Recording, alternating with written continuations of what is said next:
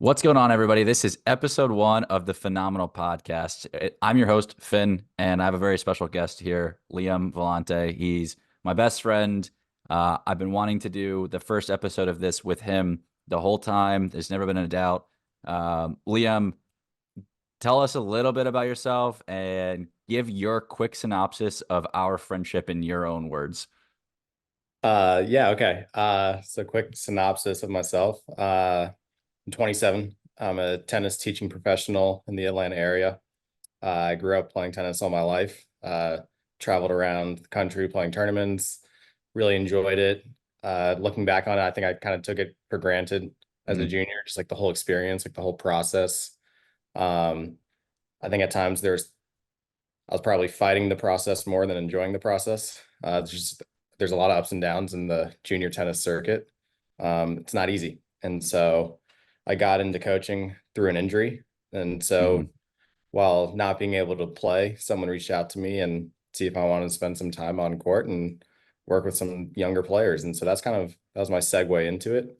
And then I could just go on and on of how I grew into it, but Yeah. so in short, is that's what I do is I'm a tennis teaching professional, and I really try to focus in with high performance juniors and get them on a, national level and try to get them college opportunities to go play. So that's really what I'm passionate about. That's what I do. It's like I said, I'm 27. We probably met when we were what, 12, 13?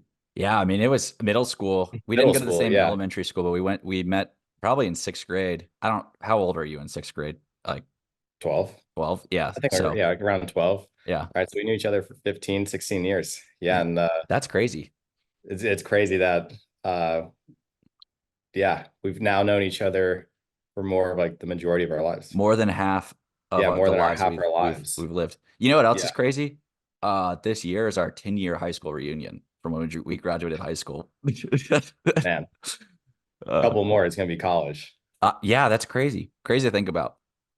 It Um, doesn't even seem like that long ago. no, I think about how like people often refer to 2020 and like I'm like, that was like yesterday, And then it's been 4 years. Like today, it's 2024, which is absolutely crazy to think It, about. it, the 2020 and the COVID was definitely a timestamp, right? Yeah, It's just one of those events, kind of like, like a 9/11, yeah, right? COVID, just like things change after that timestamp, right? right. And People still but I use feel like like, before COVID, after COVID yeah, as like a pre-COVID, yeah, yeah, after COVID, pre 9/11, post 9/11. yeah.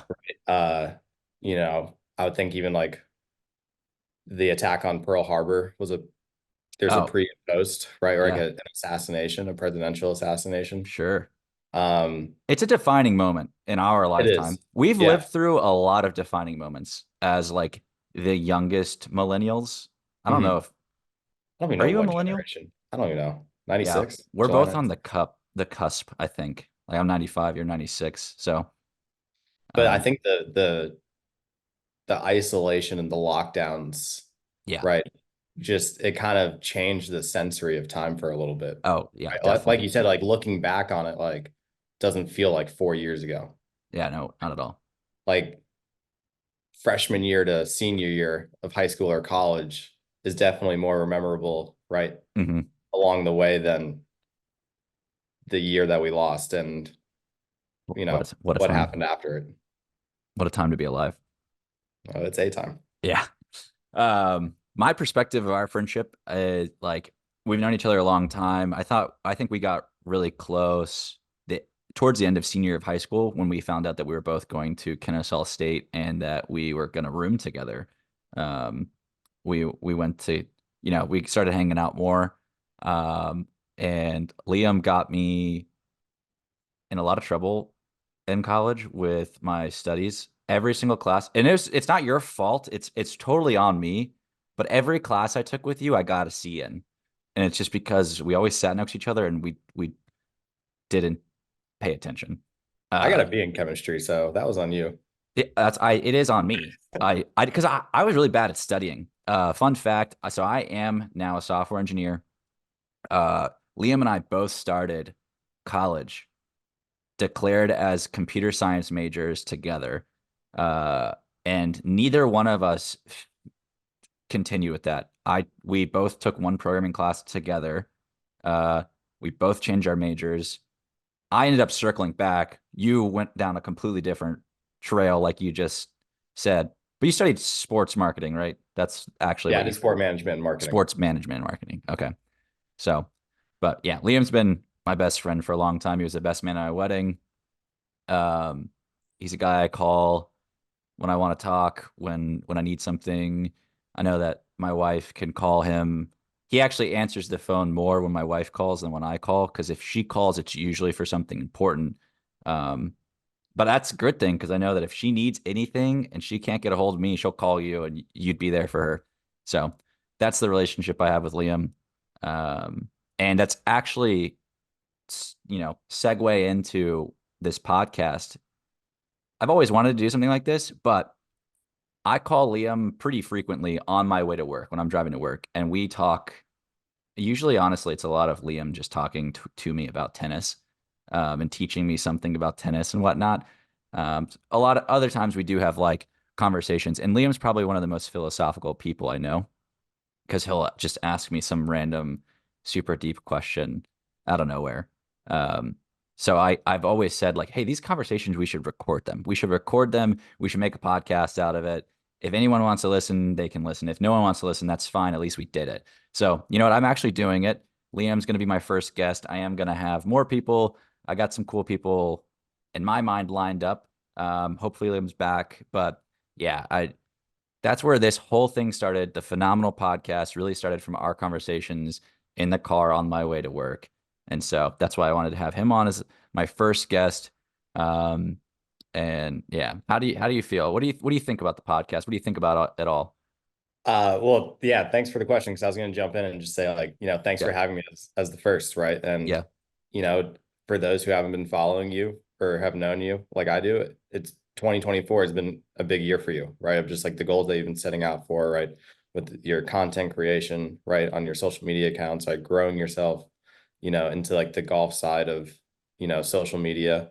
Um, so I've always joked like I'm the idea guy, you're the doer. So like seeing you do all these cool things and setting out like on these goals, it's great, right? And so I don't know how many times we've talked at 8 a.m. on the way into work and have done, chats like these. And we've always said at the end, man, we should have recorded that. Hmm. Right. And so it's cool to finally be doing it. And it's an honor to be the first one. Yeah. I'm really glad to have you on here.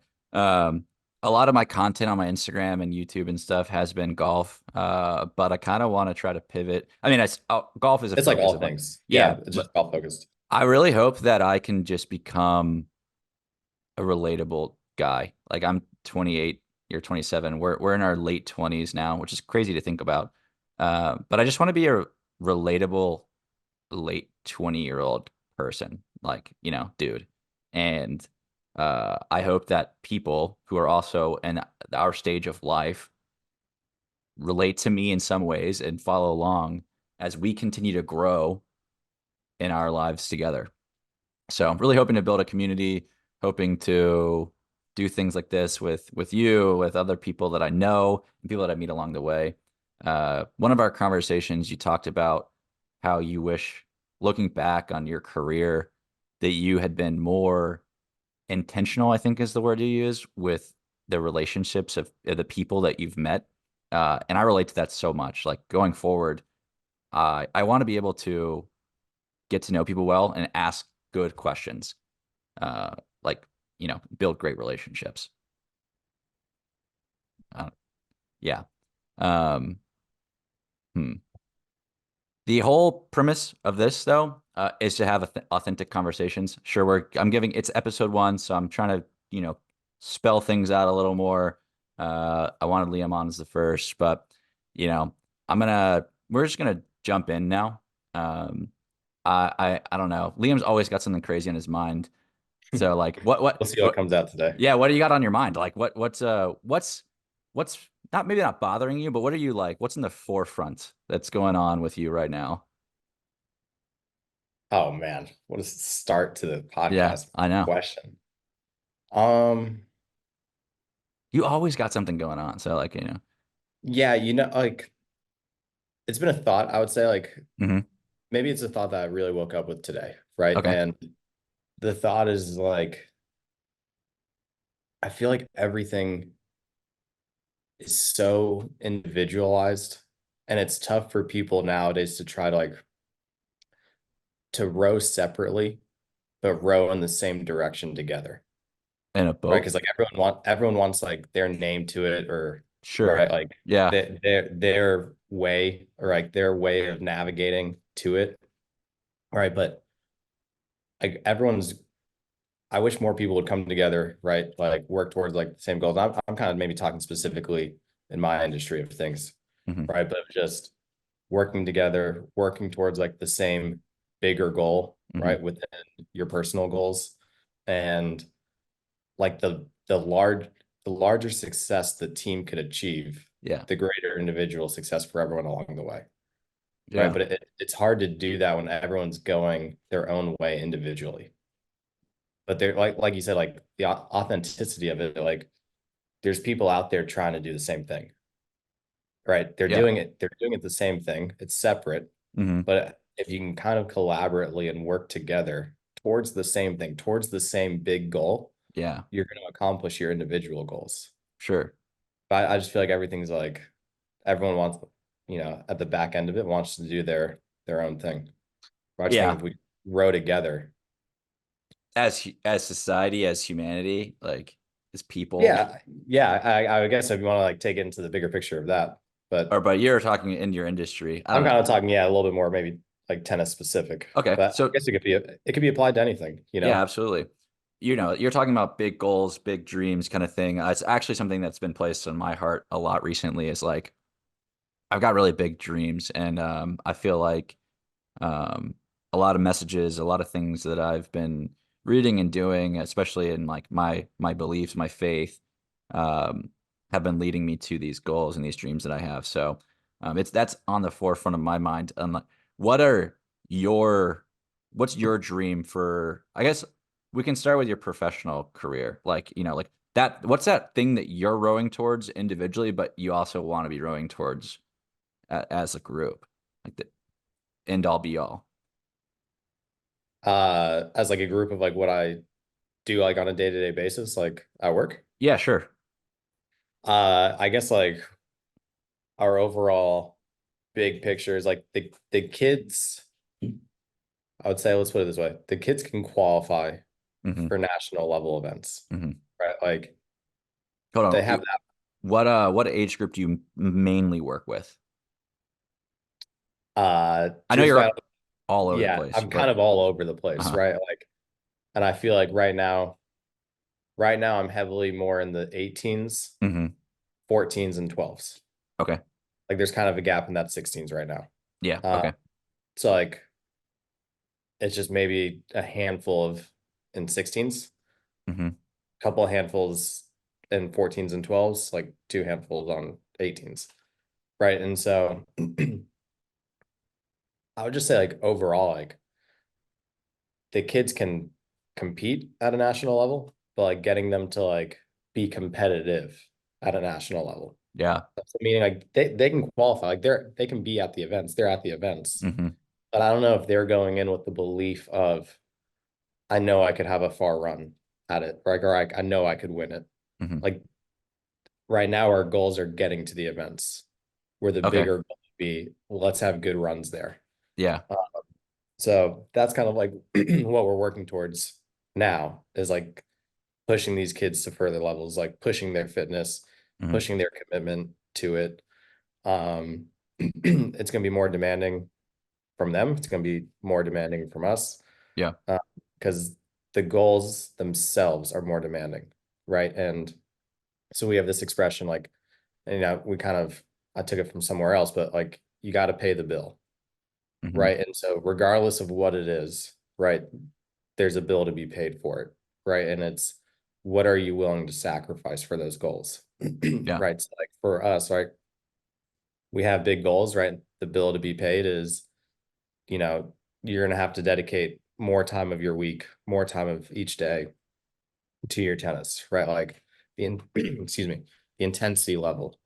Yeah. Oh, nice cup.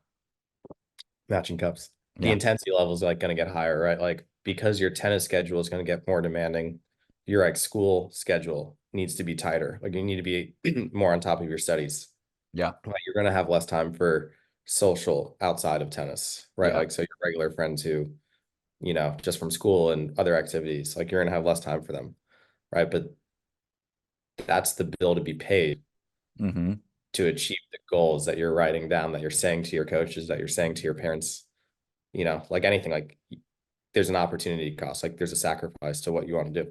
Yeah, absolutely. I mean, this is something else that someone, when I was playing golf with somebody, he was kind of a tall guy, and someone asked him if he played college basketball. He said he played basketball, and they're like, "Oh, did you play in college?" And he said, "No, I wasn't determined enough or didn't have enough discipline." I think he said I wasn't disciplined enough Hmm. in high school, and it made me think. I was like, man, like you work with kids like this all the time. Um, it's looking back, I think a lot of people, myself, you, like would have loved to have played a sport at the next level, at a competitive level. But how many of us actually have the discipline to want to do that, to pay the bill? Like, that's really hard to ask a kid who's 12, 14, 18 years old to like be like, hey, like I know you say you want these things, but like you got to look at it and here are all the other things that you're going to have to sacrifice and give up to even have a slight chance Yeah. to Oh make it yeah, to we're that. talking about chances. Right. We're not talking Um, guarantees. right. And so like looking at some of these professional athletes, it's mind-boggling to actually, looking back, knowing what I know now and seeing that where they've gotten to is like, man, they sacrificed so much growing up for the chance to be where they are, and it paid off for them. But there's so many others who did, I mean, a majority of us who did similar things, maybe not weren't as disciplined and things like that, but there were people who are just as disciplined and they just didn't make it. Mhm. Um, like, do you discuss that with kids at all, or you just I mean, we've talked about it, right? okay? Like, we've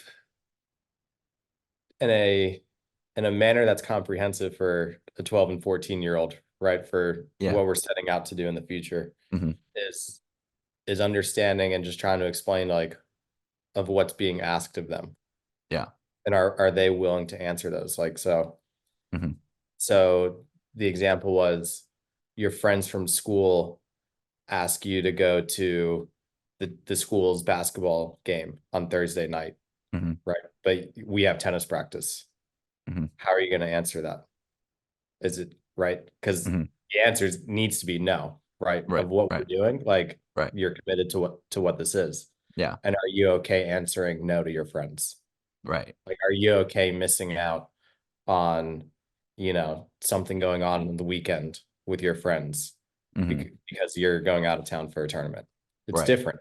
It's Yeah. different, right? Like, the side of you wants to go travel with your tennis friends and your coaches and like the team, right? To go Hmm. on the tournament, get to go out of town. We go to cool places sometimes, but you're kind of missing out on, like, we'll call them like the Monday stories, Oh right? yeah, sure. You go back to school, right? All Hey, your friends are sharing stories from yeah.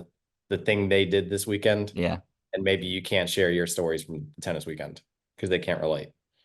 Yeah, they So, can't relate. I mean, but if you think about it, it's like, hey, I went to a national tournament, I won. Like that's a pretty cool story to be able to oh tell. yeah, well, yeah, we have to get there first, but Yeah, but I mean, going to, you get yeah, there, that is a cool story to tell. it is. No, but it's just different, right? Yeah. And again, being 12, like Hmm. you want to fit in with your friends at the time of what's going on, right? Yeah. So, for them, there's the tennis friends and fitting in that kind of culture. And then there's like the school friends, Yeah. like kind of fitting in that culture. Right. Right? And so, like, sometimes they have to, they separate those identities. Hmm. I mean, dude, that's just life in general. Yeah, no, Like, that's just life. Like, like you have your work identity, you have your yeah, marriage identity, you right. have like, you have different hats. Yeah. Right. But yeah, just going back to like trying to explain to the kids of like, yeah, this is what's being asked for. Like, are you ready? Hmm. Yeah, it's But so hard to get to the next level. yeah. But like going back to your point is like, it's great for the ones who succeeded at it, right? Because like those are the successes. Like those are what you see, those are what you hear about it, Mm-hmm. right? You don't hear about the guy who spent the same amount of time in the gym, Mm-hmm. right? But didn't make it, Yeah. right? Or was as disciplined, Mm-hmm. but got injured, Yeah. right? Like, but along the way, what they're doing is teaching them determination and discipline and Mm-hmm. commitment and pushing themselves to next levels, right? And all of those traits take you to success in whatever you do in life, Yeah. right? Like, there's a book called The Games Do Count, Mm-hmm. and each chapter is maybe like 3 or 4 pages, but it's a Oh, little okay. story of like, you know, a George W. Bush, right? Mm-hmm. Like what he learned from baseball, Mm-hmm. right? Or maybe it was H.W. Bush, but it was like one of the Bushes was playing baseball, I believe, at Yale, Mm. and he was getting scouted by a major league Mm-hmm. scout. And this game, he just batted phenomenal. And his college coach told the scout, this was a fluke. He never bats like that. Oh, And he got off the coach's radar, wow. right? Yeah. And, but you go, well, what if? Yeah. What if the coach sold him on Bush and he went into the major leagues? Yeah. If it was HW, I mean, that could have changed 2 presidents, right? Like it just Right. changes. The Right. ripple effect is unknown, right? But you always learn things through sport, right? Like Yeah. there's so much to teach you, and there's so much that like can carry on to other avenues of life. Okay. Here, I actually, man, I have so many questions that they're, but they would go down different hole. I'm gonna go this way. Um, okay. So tennis, not a team sport, uh, versus something like baseball or basketball. Like, what do you think as a coach?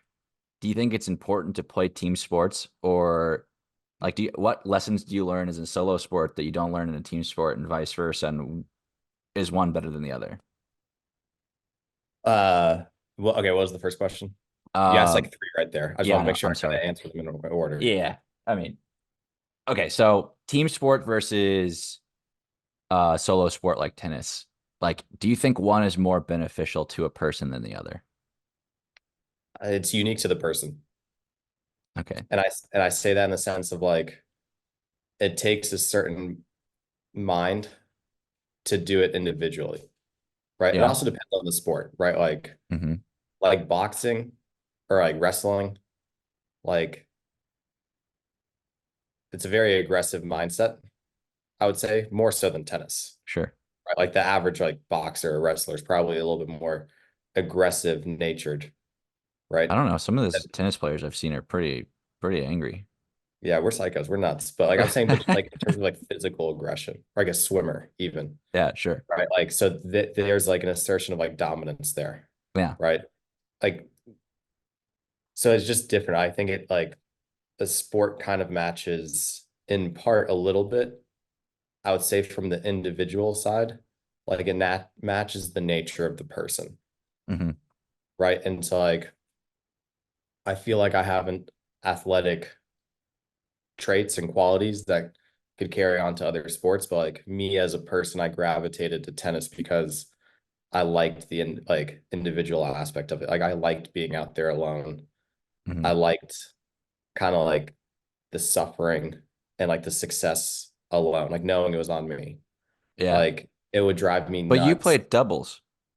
I played singles and doubles. Like Oh, as okay. a tennis player, like you kind of do both, Yeah. right? Like so, you know, I think like at large like tournaments, like national tournaments and Hmm. stuff like that, I probably did a little bit better doubles than singles. Hmm. Just like my skill set, doubles Hmm. just got me further, right? Like Yeah. I'm not gonna get into that, but I just feel like I was a better doubles player than singles player. Like I Right. knew the doubles game and strategies, like just a lot. Like I saw things happen a lot quicker in Yeah. doubles. Right. Um, but like yeah, I just think it's unique to the person. Okay. I think there's benefits of both. Yeah. Like even if you're just like a recreational athlete or you're a young child, right? Hmm. Just experiencing different sports and experiencing what you like I think it's good to put them in an individual thing.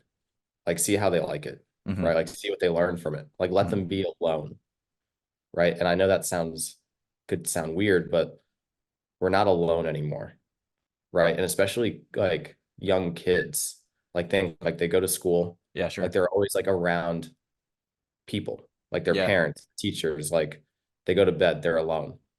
But if you have an 8-year-old on the tennis court, he's alone. Like for that little time that he's playing a match, Hmm. he's out there thinking by himself. He's not being like told what to do. Like he's out there problem solving on his own, Hmm. right? He's trying to think like, how can I beat this guy? Right. And that's kind of cool, right? Like even like take the 8-year-old off of the court, Hmm. right? And his parents, they go back home and his parents are, they're busy. He can play on his iPad. Like he can play Yeah. like whatever, like, Hmm. 20 years ago, I would have been bored. Like I also just like think like boredom's not really a thing anymore, right? So you take and Yeah. boredom is I don't know what to do with myself right now, Yeah. right? And so going back to playing an individual sport, you're kind of by yourself. And so that's like a good thing for I think like a young person to experience. They might like it, It's an right? interesting take. It might feel like a little escape. But obviously there's the benefits of the team sport of like communication, Yeah. right? Team success, right? Yeah. Yeah. Like I push you to be better, you push me to be better, right? When Like you play a team sport, you all have to row synchronously, going back to yeah, like your original point. no, Um, absolutely. so like, that's something you have to learn. Whereas, fighting for yourself, suffering for yourself, and even winning for yourself, it almost puts you in that same boat where like, or your solo boat that you're rowing. Um, you're not working with anyone. That's and like, do you think that could put you at a point and a mindset in life where you're always competing against everyone instead of trying to work together?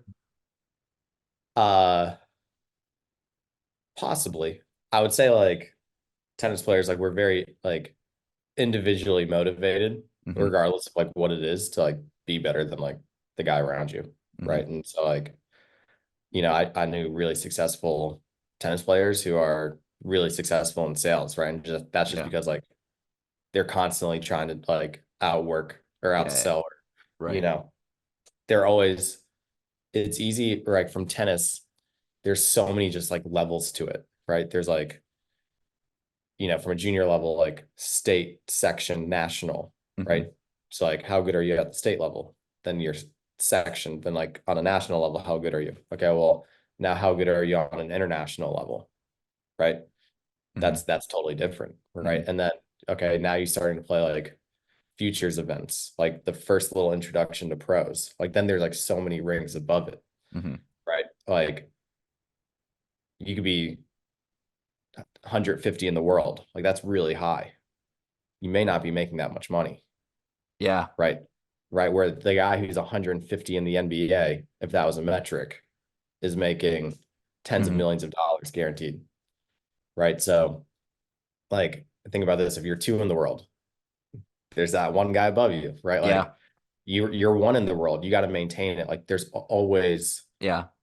improvements, right? Like Hmm. that's apparent in tennis that I think are then, exposed in other areas, right? Yeah. Like and going back to sales or going back to if they're a doctor, like there's just always that little bit 1% better every day. Like I read the stat the other day, like if you got 0.1% better every day for a year, Yep. you're like 37 times better than you were Yeah. at the start of the year. Right. So it's just that little bit, right? Paying the bill every day to to get better. I love it. I think it's just like seen and known in tennis. Yeah, totally. That makes sense. I was just wondering, yeah, I was just wondering from a coaching perspective, like if you thought there were benefits or if one outweighed the other. I don't know if one really does. It might be good to It's do just both, personal. do Yeah. both. Um, I would say like the way we try to do it at the academy is that mhm, like we do try to present like like the idea of being a team, right? yeah, Like because everything we do except compete is together. right. Right? We train together, we Hmm. wake up at 6 a.m. together, Hmm. right? We eat at the hotel lobby together. right? We train together right here at home at the academy, Hmm. right? So we're all training for similar goals, right? We're all doing the same workouts, right? Everything's together, right? It's just that I play you, you play me. There's not five of us playing five of them. Yeah. Not yet, right? Like just because the competition of tennis is like for junior tennis, it's individualized. Hmm. Like once you get to college, then it's a team, right? Yeah. And It's a weird, I don't even know it's how like it a both. works. Yeah. It's both, right? Like you're playing your match, but Yeah. you need your team to take the overall number of lines to beat Right. the other team. Right. And so the way we try to like sell it too is like, I'm just gonna make up names, but if Joey goes out to some random tournament and plays Max, right? And Hmm. Max is a really good player and Joey wins, right? Well, Jake, right, should gain like Jake, who's Joey's partner, Yeah. right? Or, academy peer, Teammate. Yeah. he should gain confidence from that. Right. Like if he's practicing with him every day and he just had this amazing win, Hmm. like that's good for you. Yeah. Like you're playing with the guy who just beat him. Yeah. That makes sense. Like we're getting better. If he can beat him, like we're Hmm. all getting better and we're getting closer to this guy, Right. right? Like that should give you the confidence that, hey, if you can compete with him in practice, right? And he just beat this guy, like you should get that Hmm. confidence, right? So like we try to grow each other like that. Like again, the only time it's not a team is when they're competing. Yeah. Sure.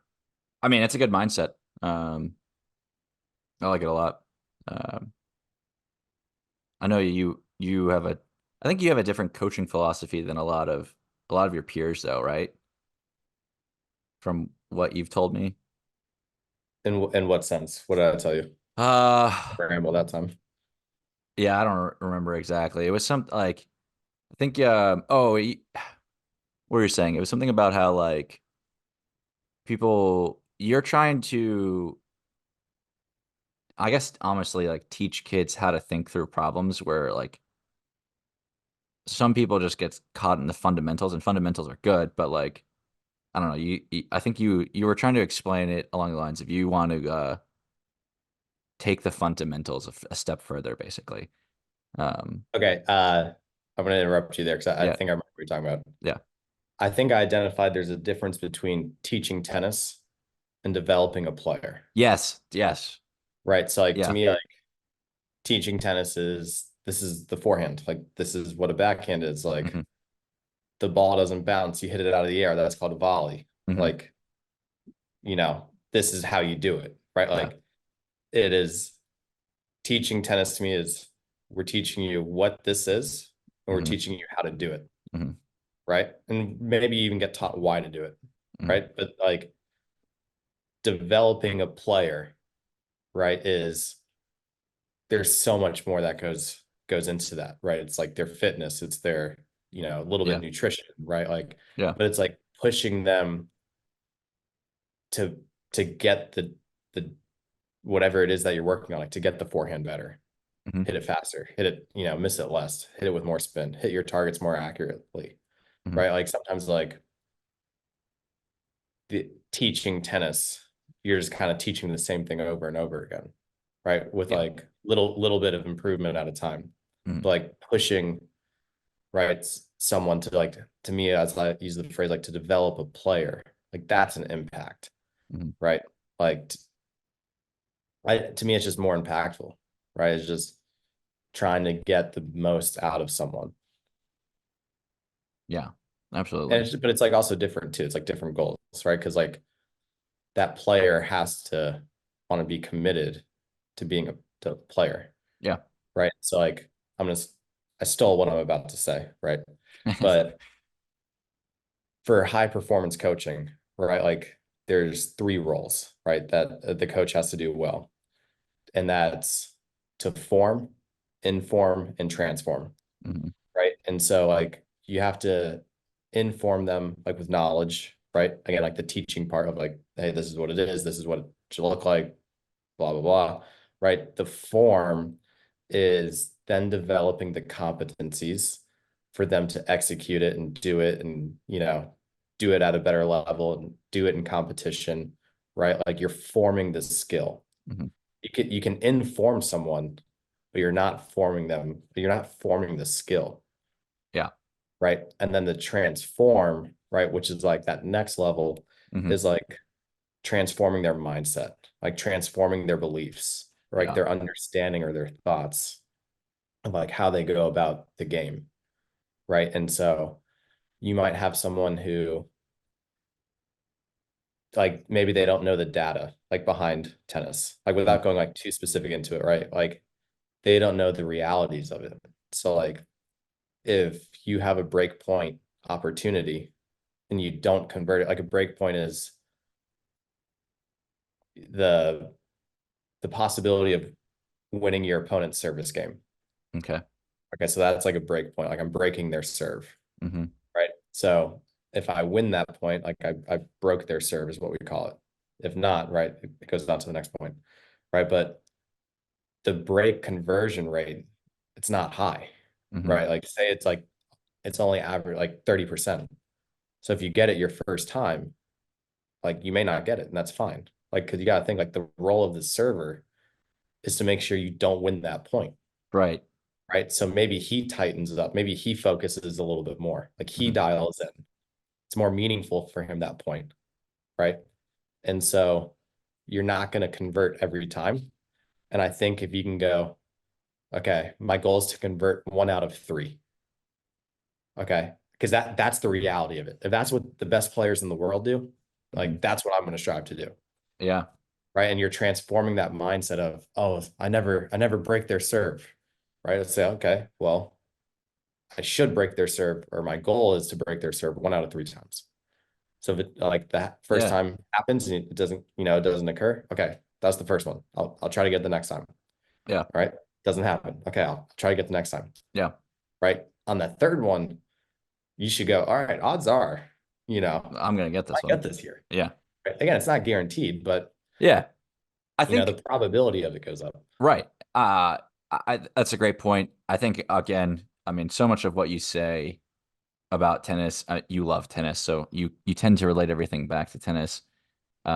Not just in this conversation, but like he does this in real life too. It's actually Um, kind of uh, annoying. I or gotta learn to stop. it's okay. We're having an authentic conversation. Like if you We guys, are, if yeah. whoever's listening to this and like, oh, they're just talking about tennis, like this is actually 90% of our conversations end up being like this. I know nothing about tennis. I've learned a lot since because of Liam, but yeah. But going back to, your odds, your probability, knowing that stat, I think it helps you with your mindset and your mind and your attitude.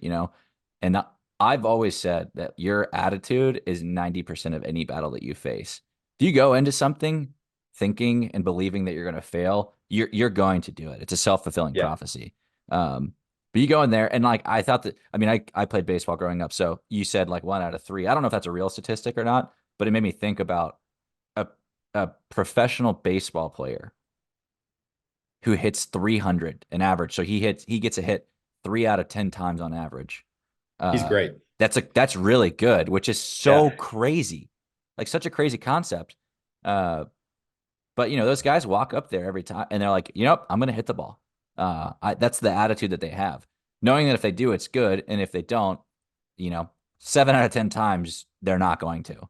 Yeah. Uh, but they still have that mindset that I'm gonna do this. Yes. Okay. So I'm gonna pinpoint that, right? Like Yeah, it's the maturity of what's real, but also the belief of anything can happen, or the optimism of that anything can happen at any time. yeah, Right. And so I it's like that. like I tell the kids like you can win any point. Hmm. Like in theory, like you could win any point. You may not win the point, but each new point's a new point, and you could win it. Yeah, Right. And absolutely. like you need to have that belief of like you could win any point. Okay, the kid aces you. All right, go on to the next point. Right. You could win that point. If someone Right. aces you, like one of your kids, like, do you just be like, hey, like that was just a real like unless they just messed up. But like most of the time it's like, hey, that they just hit a really good serve and there's They nothing just you did a could do. really good serve. There's nothing you could do about it. Yeah. And right. And so I love that when the kids like they'll come off the court and be like, oh, I got like 3 aces. Like I was serving really well, or Hmm. 5 aces, whatever. And I I mean, go, that sounds impressive to me. yeah, it's great. But then, I go, how many of them were intentional? Oh, Right. okay. Yeah. And they'll go, one. Like maybe one, they were thinking, I'm gonna try to ace him. Yeah. and it actually worked. Right. But going back to it, okay, if 80% are unintentional, if Hmm. you get aced, yeah, sure, your opponent hit a really good serve, Yeah. but They it might have probably been didn't mean to do it. unintentional. Yeah. They, Like they right. might have been just as surprised. So like you can't get mad, Right. right? That happened Right.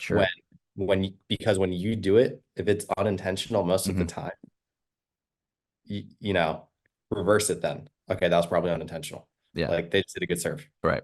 Doesn't happen every time. Yeah. So yeah. I mean, it's life, dude. Like so many But going back, things. Yeah. sorry, because you said like going back to baseball, like 300, like they're Yeah. missing 7 out of 10. Yeah. Yeah. And so what really separates, right, another thing outside of like discipline but Hmm. like it's the mindset, like we said, of like they could believe that it could happen at any time, but it's also like how well you fail. Can you fail at a high level kind of thing, That's a great point. right? Yeah. Like, and sometimes I feel like players are lulled into the trap of like they learn it Hmm. and they go, "Oh, I know it." Like, you know, I don't have to do it anymore. Hmm. Right. Where like, the next level person is gonna go, I'm not gonna do it until I get it wrong. Like, I'm not gonna do it until I won't get it wrong. Hmm. Did I say that? I'm gonna go like until like I won't get it wrong.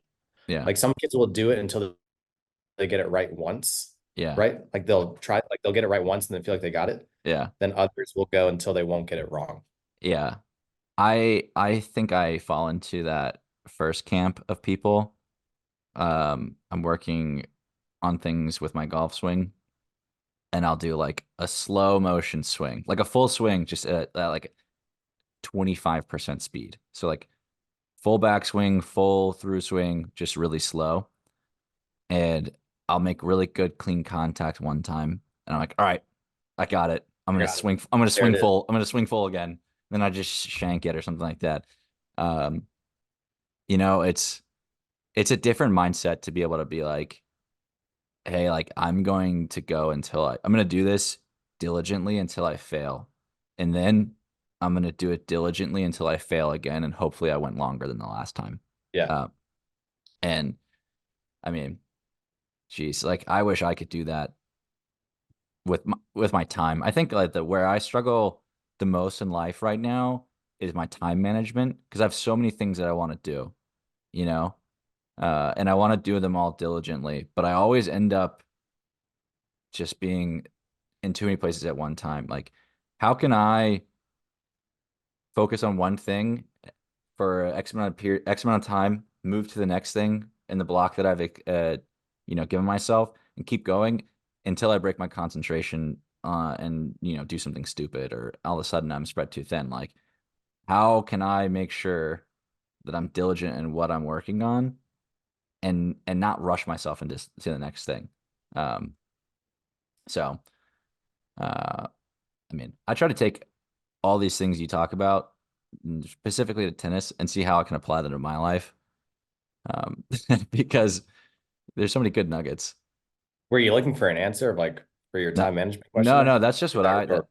No, I mean, if you have something for me, I'll take it. But that's like what I'm working through right now. Is like, hey, like I got so many things I want to do, and I have a pecking order of priorities. Like, my faith is number one, Josie's number two, and then I mean, that's one and two. Like those are important. Family's up there. But then like I start to struggle with like I'm working a real job because I need to support myself and my family. Uh, but I'm trying to build these side businesses on the side. I want to be able to hang out with my friends. I want to have time to spend with myself. Like, so there's all these things that are competing for my time. Um, how can I be diligent and making sure that I check all those boxes off. And it's not just an anomaly. Like I'm not going to be in that first camp where I'm going to go do it once and fail and be like, all right, or until I, you know, do it right once and I'm like, oh, I can do this now. It's like, no, I need to be diligent in how I'm working until I just get to a point where, hey, this is my life and I know how to balance things very well. And I'm a balanced person, Yeah. you know? Well, I think you're still, as you're setting off on all these goals in the year, Mm, right? It's just about like having like the balance of it all too, right? Of yeah. like even just your time, like trying to commit like a balanced amount of time per each goal, Yeah. right? And then it's like, well, how do you allocate? Like, then how do you sub allocate like that? Okay, X amount of hours, continuous like throughout the day. Hmm. Challenge. It is a challenge. I'm working on it. It's one of my biggest things. And I try to have people in my life, especially Josie, who's like, hey, like you're spending too much time doing X and not B, Yeah, like, hey, like what's going on? Um, so it's important to have people like that. yeah. Um, They reel you back in. yeah. And so finding good people to ground you is important. I want to know, if you're like going back to dreams, non-professional, what are you working towards and what are you trying to be diligent about?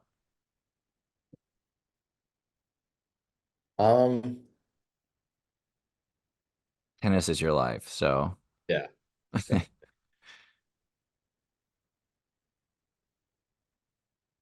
yeah, yeah. Like I hope this doesn't sound like a lame answer, right? Mhm. Well, one, I haven't really thought about it too much. Like before, Yeah, like put you I on the really, spot. like, yeah, no, like, you know, we're in kind of like different boats of where you're pursuing like all these different things and you're aspirational about them and like dreaming towards what accomplishing those things will like get you like Hmm. like so you have that vision, right? And so for me, I've just been kind of like, it's kind of lame, but just so consumed with work, like I haven't really thought much outside of it, Hmm. right? But if it hasn't been apparent, right, it's easy for me to get consumed in work because I'm so happy doing it. Yeah. And so like for me, it's like, well, what do I almost feel like I can't dream about anything, right? Because like at this point, like I just really enjoy what I'm doing, right? Like I'm happy, I'm fulfilled, like I feel like I'm making impacts. Like, I was over at your house the other night for dinner, right? Hmm. Just on Saturday night for dinner. And, I'm getting phone calls from players like after matches, right? Like, Hmm.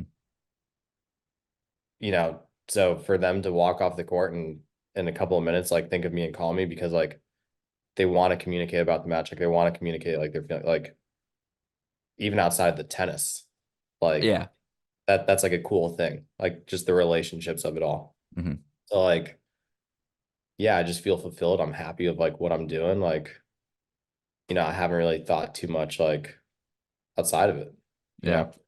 So I've always just wanted, like as a kid or just, before, just like I've always just wanted to be happy. Like find like what made me happy Hmm. and pursue it. Hmm. Right. And some people are always like, oh, I want to be a doctor. Right. And just like Yeah. from 10 years old, they just like knew that they were going to be a doctor Yeah. and they're now doctors. Right. Yeah. Like they're 28 years old. They're like finishing their last bit of schooling and they're doctors. Right. Hmm. Like they just always knew. Like that was their prophecy. Yeah. Right. And I never knew that. Hmm. Like you mentioned the computer science, like I love computer science. Like I was really into tech. Like I enjoyed learning about it, but it was like, hey, code this for a project. I'm like, this doesn't make me happy. Like this is a pain Yeah. in the ass. Like, Yeah. I enjoy learning about it at my leisure, but it's like that was a hobby, right? And Hmm. so obviously like hobbies are always going to be things that you like, right? Whereas like work in your profession, Hmm. maybe not, right? Or it should. It definitely should, right? And for me to go, man, if I'm just sitting at my desk all day, like, no offense to you, because I know this is your job, but like, It's if all I'm good. just sitting at a desk, like coding and, Hmm. I just don't know if I'd be happy. Like, I don't know if that's like my calling kind of Yeah. thing. Sure. And so, you know, but yeah, just as a kid, I never really had that like, oh, this is what I want to do. It was always like, man, I just want to be happy. I just want to figure it out. Hmm. And I feel like I did that, right? Just along the way, like I said, like I got injured. I randomly got into coaching. It was never planned. Yeah. I never thought I'd be like, oh, I'll be a tennis coach, right? Yeah. Like, and coming out of college, actually, I had the job with the Hawks lined up, right? And I finished my internship and, you know, it was with USTA Atlanta, and we were working with closely the company that I currently work with, Hmm. talking with one of the owners of my now company that I work with, and we got up from the meeting. He goes, "I'll have the person from HR reach out to you, and you can get started in like the middle of August." And I was like, I didn't even know this was an interview, right? And so my original plan was, okay, I'll do it for a year. Yeah.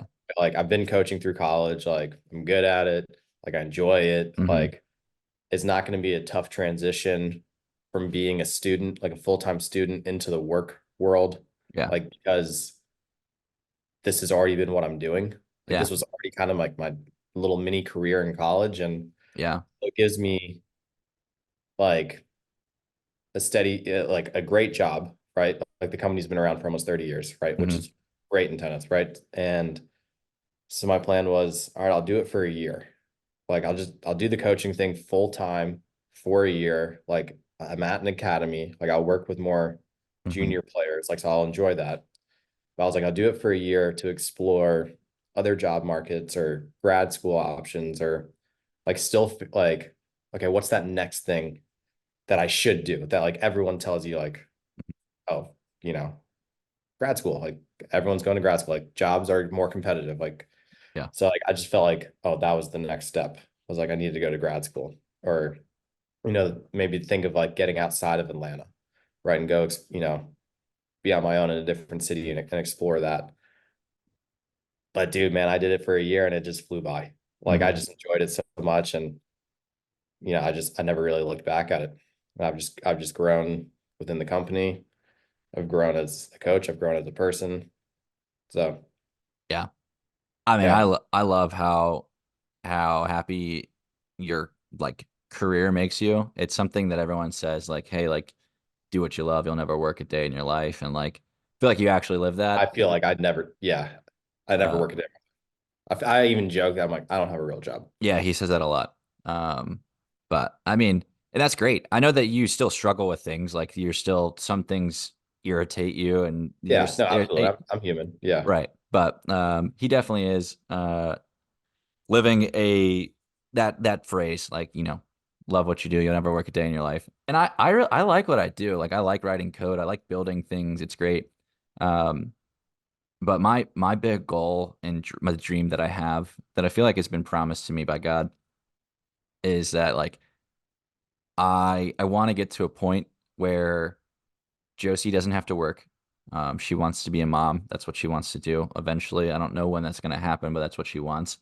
And that I can take care of our family and that I can also be there.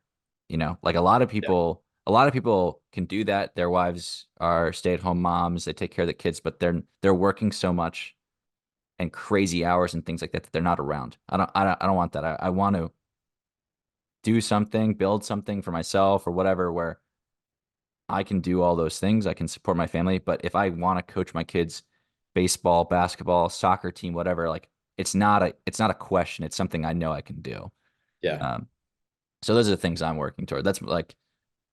That's my big dream. And it sounds silly. Like people would look at, I think some people would hear that and be like, "That's not a dream." Like, you know. No, no, well, no, I mean, it certainly is, right? Hmm. Like, but it's also like when you went back to earlier, like, uh, most important things to me, my faith, Hmm. Josie, right? And Yeah. like, but Josie, the circle grows to the family Yeah. of you and Josie, right? And Yeah. like, I would even say like, and you're like, yeah, family, right? And you kept going, but like, it's Josie and family. Like to me, that's just automatically two, right? Yeah. Like now, obviously, like your wife, she's your wife, right? So like, Right. she may be a little bit ahead of, the Yeah. rest of the family, but it's just it's her and family, and then it's your future family, right? Yep. And so like obviously, like all the goals that you just mentioned in your dreams they all go around that future family, right? Of Hmm. you and Josie. Hmm. Yeah, it's true. And Liam is trying to slide in to be the godfather of our first child. Still Um, working on it. he's still working on it.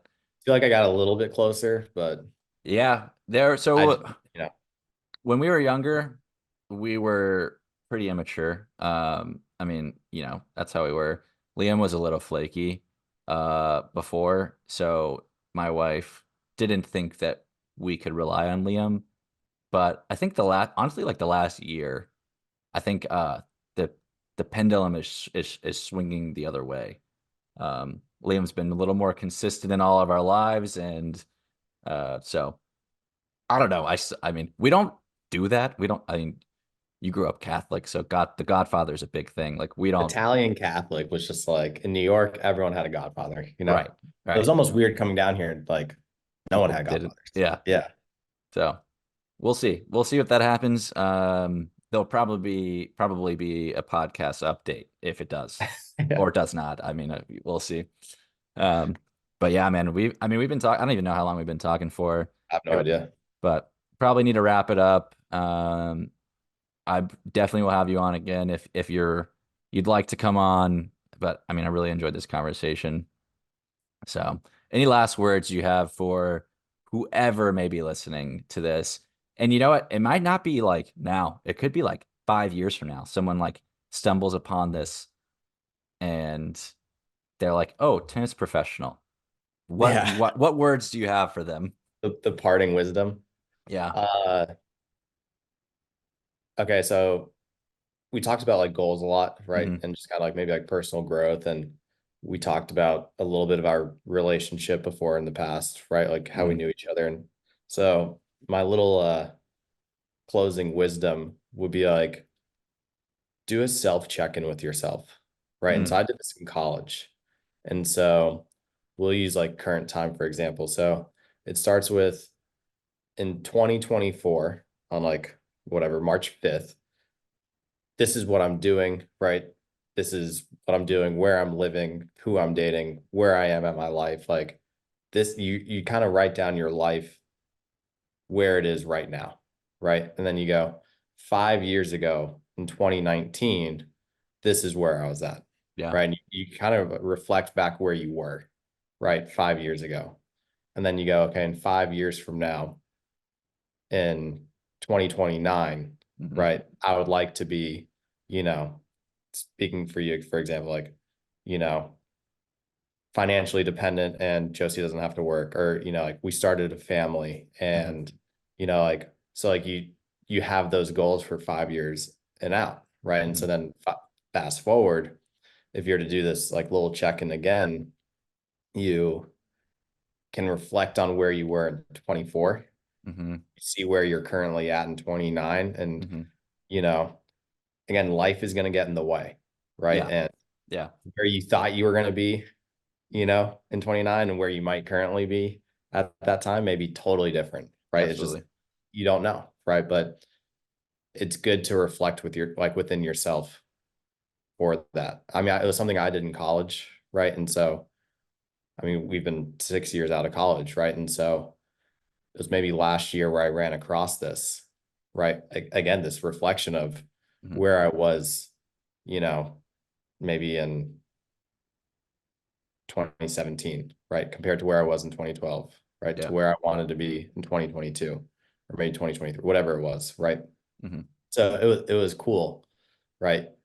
And some of those things like came true of like my goals of like where I wanted to be in 5 years, right? And so I think it's an important thing, right? It doesn't have to be 5 years, it could be a year, right? Hmm. If you're working toward new goals, new habits, it could be a month, right? Yeah. Like, Sure.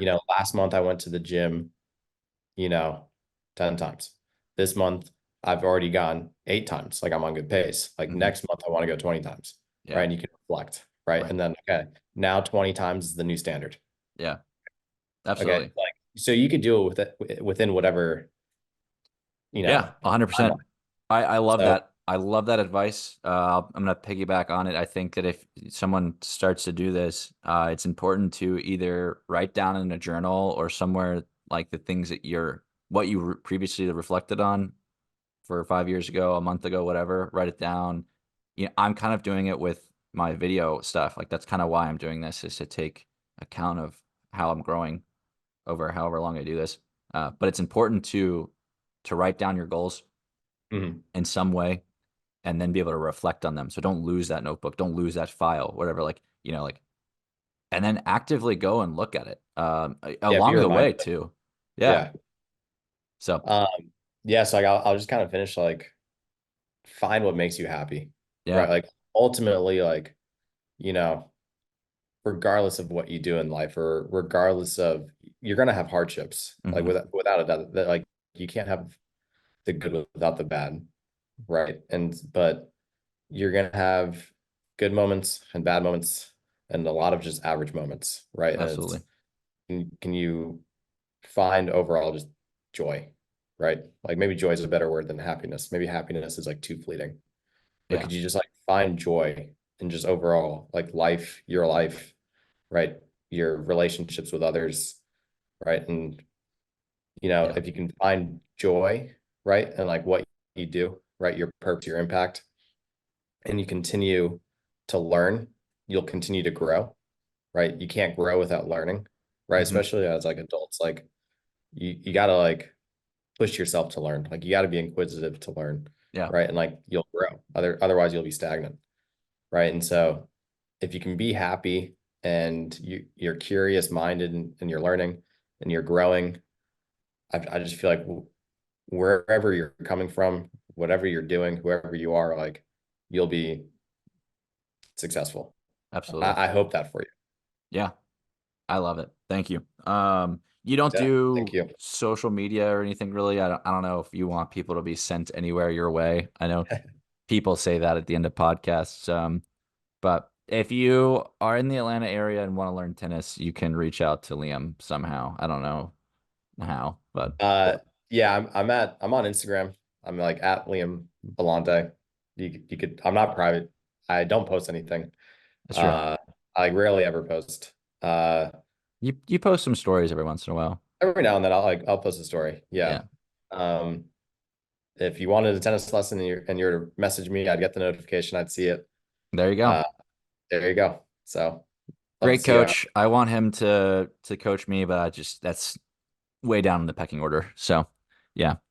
We'll get there. But all right, I thank everyone for listening. If you've made it to this point, thank you so much for listening to episode 1. It is such a blessing to have you as a listener.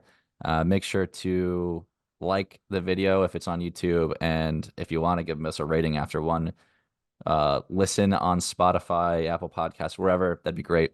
Liam, thank you for the conversation and giving me some of your time to do this.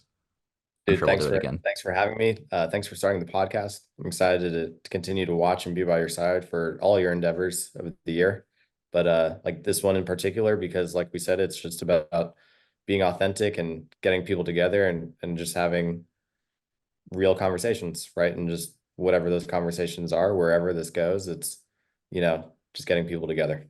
Definitely. That's what I'm Thank you trying to for that. do. Of course, I'm trying to build a community of some type. I'm Phen, Phen. Phen does stuff on Instagram and TikTok and YouTube. So if you want to check out my stuff, you're not following me, go do that. I love you all. And again, thank you for listening. I will be back soon with another episode.